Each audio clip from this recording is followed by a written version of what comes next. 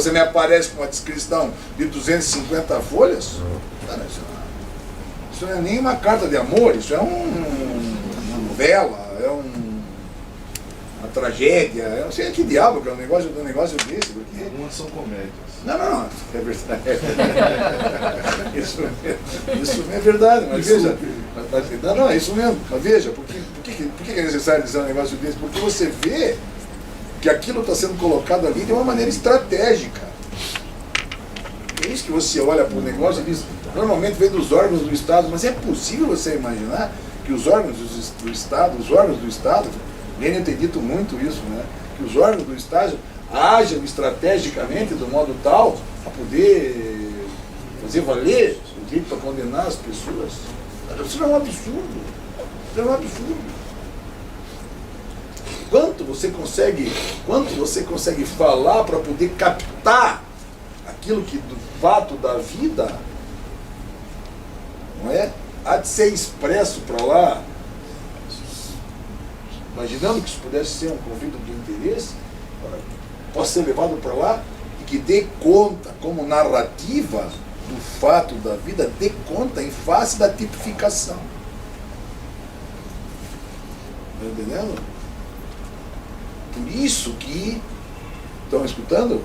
Por isso que a imputação deve ser clara e precisa, em face do princípio da correlação, mas principalmente porque deve dar conta da tipificação. De repente o sujeito está de tênis ou está de sapato, pode não importar nada no homicídio que se praticou. Pode importar. Ele pode ter chutado alguma coisa, por exemplo. Né? Pode não importar nada o que significa dizer. Não comporta a narrativa esse algo mais que se define assim, né? Que extrapola aquilo que vai para além do que é necessário. Que vai para além do que é necessário. Agora, se alguém faz isso, coloca no além do necessário, pode ter aí, se não uma cilada para o juiz, a não ser que o juiz esteja de acordo. Não é? Que pode estar mais do que isso, do que, se não uma estratégia, não é? Uma estratégia justo para dificultar a prova. Ou seja, o conhecimento que se vai para lá. Quanto de conhecimento você consegue colocar lá para dar conta daquilo, imaginando que as testemunhas têm para dizer aquilo que têm para dizer. Não é? É por isso também que, tendo que se dar conta da tipificação, é preciso que também ela, a tipificação, seja precisa.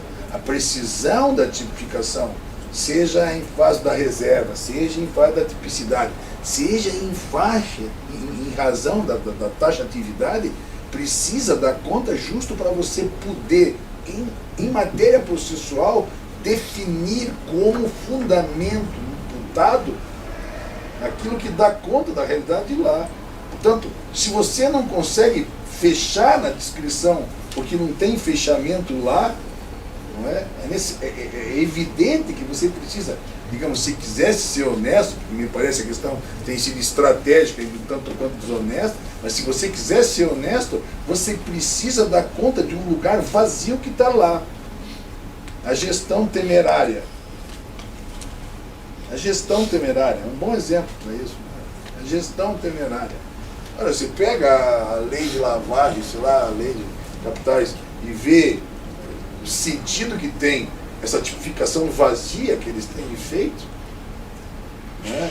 Essa coisa que se forma, serve dentro de uma perspectiva estratégica de modo tal a que todo mundo se embole naquilo e, de fato, como tem um buraco ali, porque falta as palavras que completam a própria estrutura da conduta que se vai narrar, o dever de você ter que narrar, e assim o que você faz?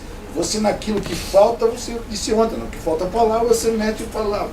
Claro, tenho lá minhas dúvidas, porque acho que há, estrategicamente, uma narrativa cansativa, de modo tal, a que ninguém mesmo dê bola para aquilo. Não é? Ninguém mesmo está muito preocupado em rebater a imputação. Ninguém mesmo responde para rebater a imputação, porque sabe que aquilo não é uma demasia, ou aquilo está um pouco se lixando do que é o que não é.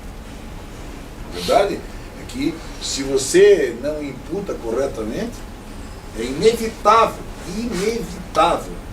que a sentença depois venha falha. Que a sentença depois não responda no princípio da correlação. Por isso que de vez em quando você encarna o absurdo, não é? Encarna o absurdo. Às vezes os juízes negam um pedido que você não fez. A semana atrás sai publicado uma desgraça por uma decisão na qual o juiz diz que defere o pedido e tal. Eu entendi muito bem aquele negócio, liguei para o escritório. Que deferimento é esse que eu estou vendo aqui? Aí, só um minuto, vem para o senhor, tem um problema, né? Qual é o problema? Qual é o problema?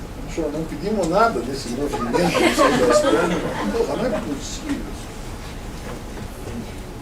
Está entendendo? Então, o absurdo bem justo dessa desconexão é uma desconexão. Você vai lá pedir A, B e C, ou se imputa o crime A, B e C, de repente o cara acaba condenado por um outro crime. Então, o que te dá o direito de julgar, está entendendo? O que te dá o direito de julgar extrapetita?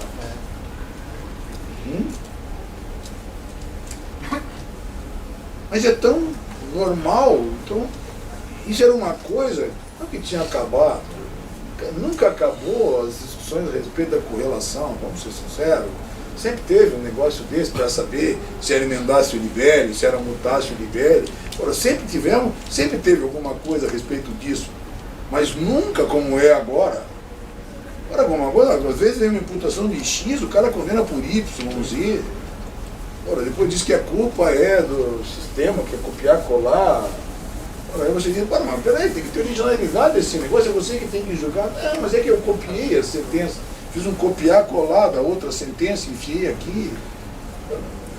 Na conversa dos juízes no foro, aquela que eu me referi ontem, isso seria motivo de vergonha total, porque o sujeito não se daria o direito de fazer uma coisa dessa. Mas parece que está dentro de um padrão, porque o que sucede? Sucede que nós temos trabalhado com processos nos quais, quando eles são impulsionados, quando a jurisdição é impulsionada, quando as denúncias vêm, quando as queixas vêm, já há, de uma certa forma, assim, entre aspas, a definição final. Aquilo que eu disse ontem do primado das hipóteses sobre os fatos, é como se toda a estrutura processual, todo o instrumento, a preocupação com a decisão certa e justa, como se tudo isso fosse alguma coisa que pudesse ser secundário, dado que você já tem a decisão pronta. Daí, evidentemente, tudo isso que se faz no processo é uma chatice. Tudo isso é uma chatice. É mais do que coerente que o cara diga que você é um estorvo, porque você começa a fazer pergunta, você começa a inverter. E claro, isso nós vimos bem nos processos de uma determinadas operações que tem por aí, porque quando você começa a botar lá, e você começa a botar o dedo na ferida e desdizer aquilo que está preordenado, nossa, e os caras se transformam como se fosse numa guerra e você fosse o inimigo que está tentando solapar. Você vira o bandido que está tentando puxar o tapete. E aí você olha para o negócio e diz, mas não é possível. Mas não é possível. Não é possível isso. Esse negócio não é assim, esse negócio é assado. Com muita insistência vem, de novo, com muita insistência vem a carga que você carrega de não se amoldar àquilo que está lá colocado, como tal. Pois bem,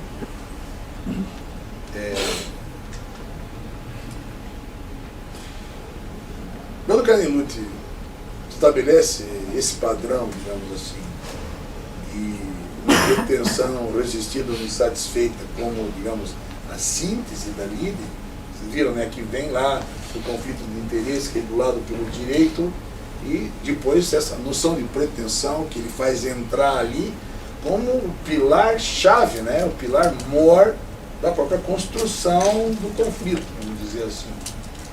Pode ser acessório ou não, entende? Nessas estruturas estão dentro do processo, nasce na esfera material, vai para a esfera judicial, levado pelo movimento que se faz com a ação.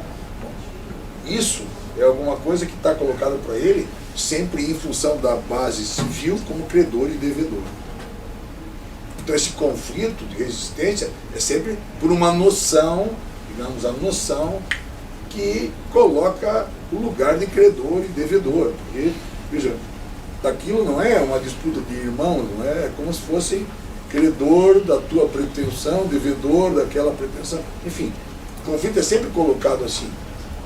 E se você tem lide, quando você tem justo isso, ou seja, o conflito de interesse pelas pretensões, ou do que sobra da lide, que são as questões que dela ficam para serem levadas ao juízo, se o que sobra dela é assim, a questão toda é saber, e aí a preocupação, por isso eu não tenho muito tempo para ir muito adiante, a questão de saber se isso é alguma coisa que serve para o processo penal. Essa era a questão. Que se passou muito rapidamente, depois eu deixo para vocês verem. Quando ele nas lições, nas leções de processo civil, ele avança com a tese, eu disse, todo mundo foi estudar o negócio. E aí a resistência veio de várias formas. Os penalistas, alguns ignoraram, alguns, boa parcela aderiu, a turma do processo civil aderiu, os caras de Milão aderiram, os penalistas de Roma resistiram, enfim. A coisa foi meio separada assim. Mas, digamos, as três maiores resistências, eu falo isso bem rapidamente, as três maiores resistências, a primeira veio de Piero Calamandrei. Por quê? Piero Calamandrei, ainda que concordasse com ele, digamos assim, na visão que ele tinha dado, interesse, bens, homens, o que liga os homens aos bens, que é fundamental, digamos, na esfera civil, ainda que tivesse concordado com ele, não concorda,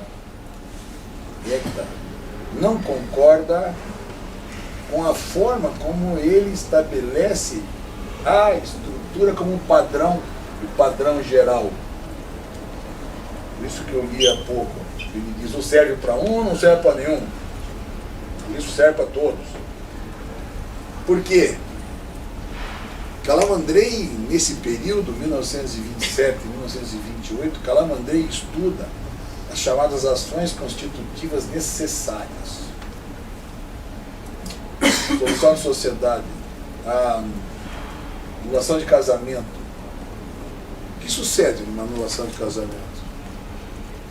O que sucede?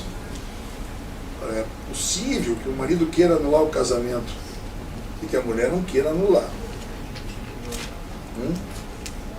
Mas é possível que o marido e a mulher queiram anular o casamento.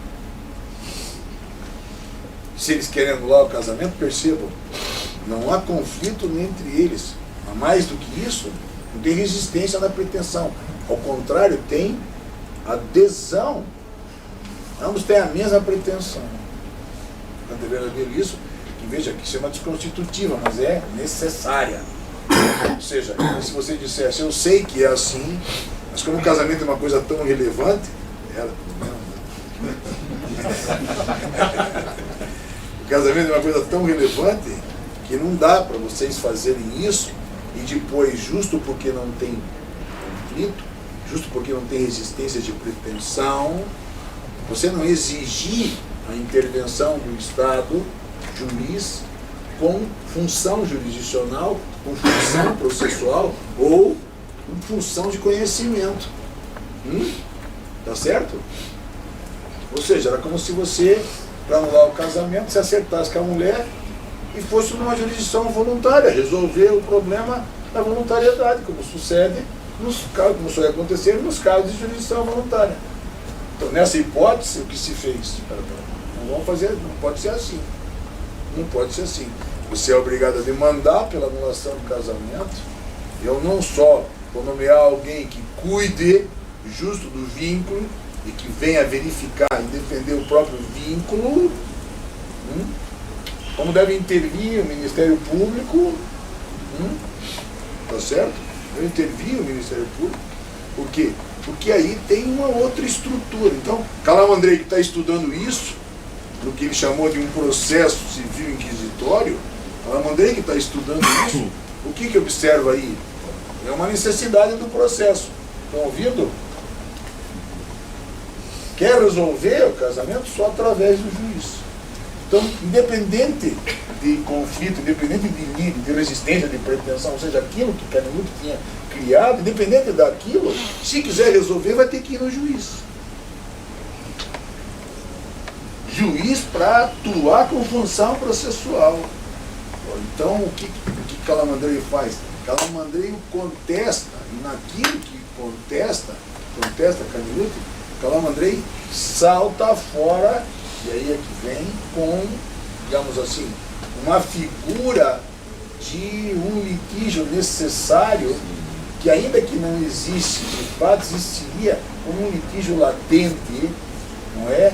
E colocaria em xeque, justo porque seria como algo, se existisse, como algo necessário de um conflito entre o cidadão e o próprio Estado que precisa tutelar os interesses que estão metidos naquilo que é o casamento que se quer solucionar aí, engendra, digamos, um conflito que é possível hipotizar, mas que na prática não tem coisa nenhuma.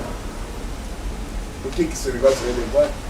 O que para mim é relevante, Kahnemuth vai se explicar a respeito disso, usa metáfora, sai daqui, sai de lá, gira o eixo, não é? Gira o eixo da discussão, mas como que passa por cima disso, o que diz, mostra que é viável justamente para mostrar que pode ter processo ser livre, enfim, e justifica da forma como ele justifica, está aí, dá para ver depois. O importante para nós aqui, de fato, nesse aspecto, é no fato de se sugerir que pode ter, digamos, um conflito criado que, se não existir de fato, há de ser pensado como um conflito existente, não é? Justo porque você precisaria, o juiz, para solucionar. E não tendo conflito, você hipotiza um conflito hipotético entre o Estado, não é, e os dois.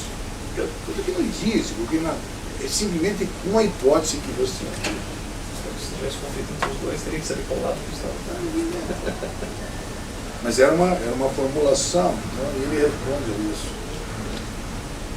A segunda polêmica que ele tem, que é uma polêmica extremamente relevante, é de um cara que é do Ministério Público, chamado Júlio Paolo, que vai tocar justo no lugar que cabe ao Ministério Público.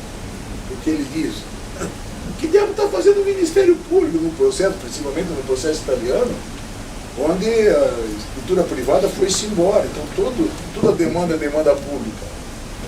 E o Ministério Público está lá. Ele diz, o que está fazendo o Ministério Público aí? Se você tem uma lida entre credor e devedor, e ela tem que aparecer sempre, onde está o lugar que o Ministério Público ocupa? Onde está o Ministério Público? Não tem como não ser estuprado. Está entendendo? Então o cara joga de uma maneira tal a buscar um lugar, veja, que ele saca da realidade, não é que ele constrói carne, muito e constrói a base, porque a base de fato é genial, cara. Imaginar a hipótese que ele imaginou, interesse, homem, bem, ligação, sabe, pretensão, contraste de pretensão, por isso é um negócio genial, mas o cara diz, espera. Na realidade do processo não é bem assim, porque o fulano mata cicrano, depois aparece o Ministério Público lá, cruzando. No pior das hipóteses, teria que falar da família, não é? Porque é para a família, ainda todo o papel da vítima, o lugar da vítima. E aí não sobra muito espaço, né? O que Kahnemuth faz? De uma maneira genial, ele foge da polêmica, ele foge, gira a polêmica, gira para mostrar toda uma estrutura de substituição. É daí que nasce todas aquelas coisas da substituição que a gente conhece lá na estrutura deles lá, toda a estrutura de substituição, não é?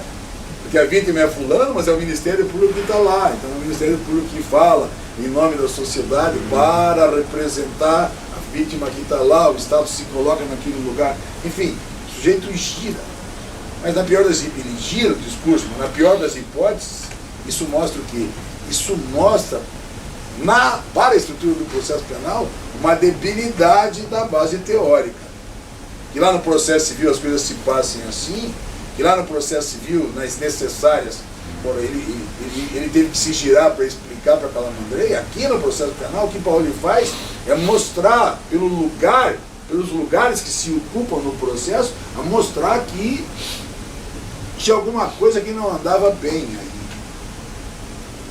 A mim parece que, digamos assim, o golpe derradeiro, que de uma certa forma é o que corta o pescoço da base teórica e implode a teoria da lide no processo penal, é com esse advogado, professor de Torino, que chamava Francesco Invrea. É a terceira polêmica de fato importante. Por quê? Porque o Invrea não vai discutir, digamos, pontos isolados. Sabe, pode não ter conflito na constitutiva necessário, quero dizer, mais fácil tirar toda essa porcaria daí e deixar minha teoria em pé do que manter esse negócio.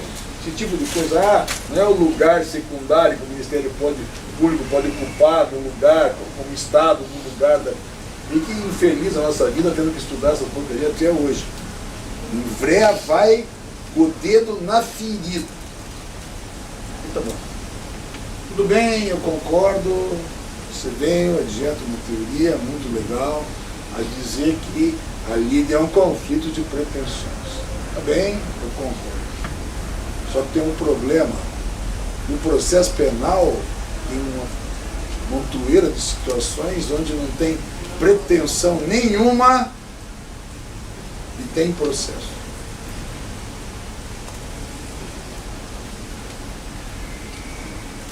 Tem pretensão nenhuma, tem processo. Né?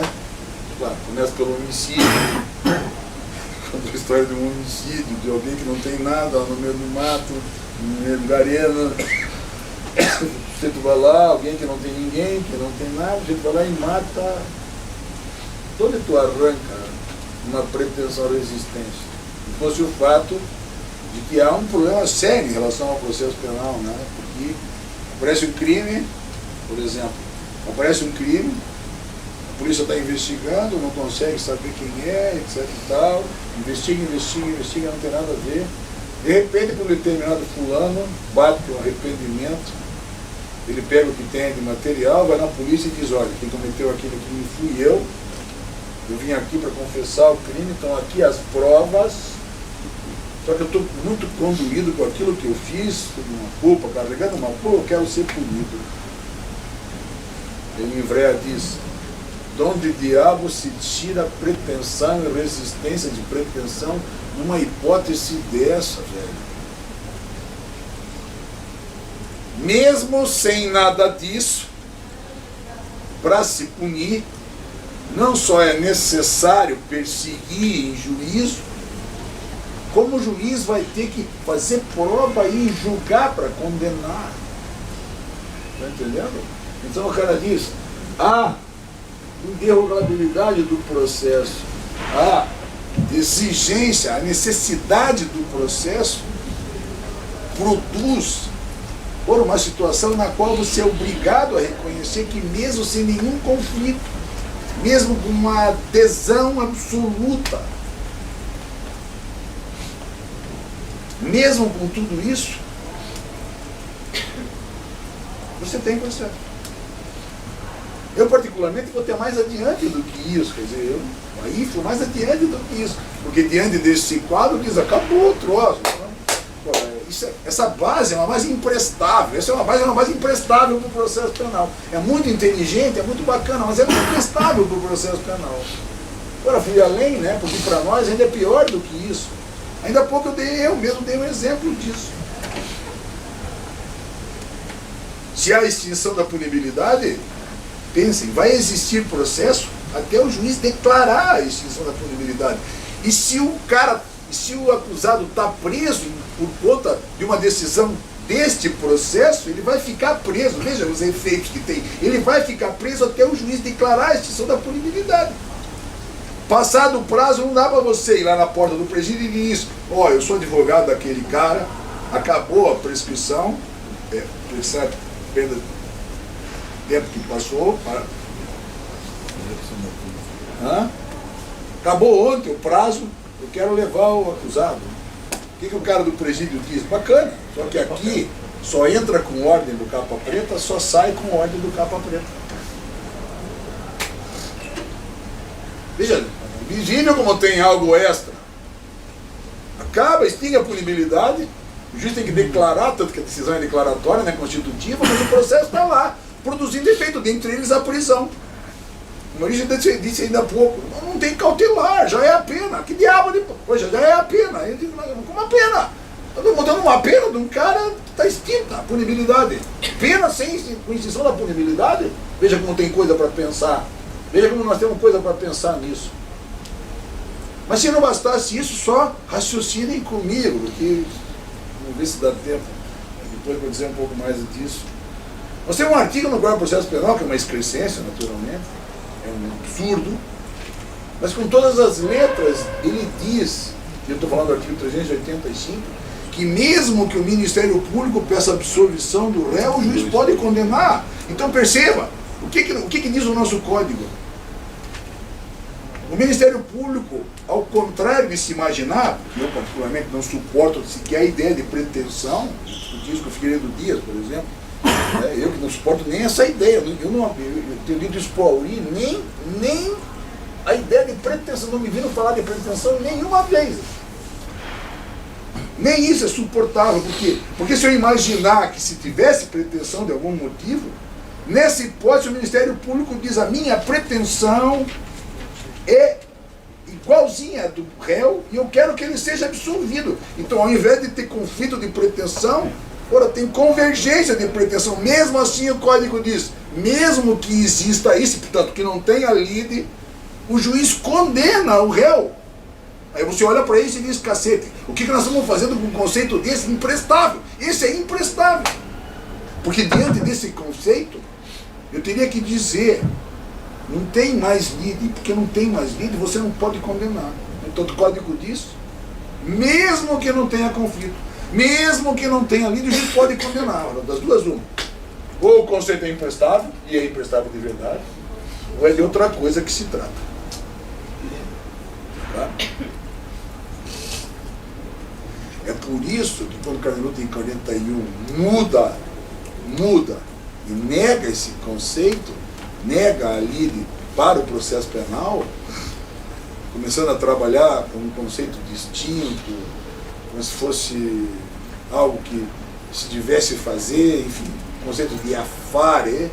Quando ele começa a trabalhar com isso, começa a avançar na direção do que depois ele vai fazer, que é negar, aí sim, negar mesmo o conflito de lide, quando lá no final, veja, ele muda uma segunda vez e diz: de fato, não tem mesmo a possibilidade de se discutir o conceito de lide no processo penal.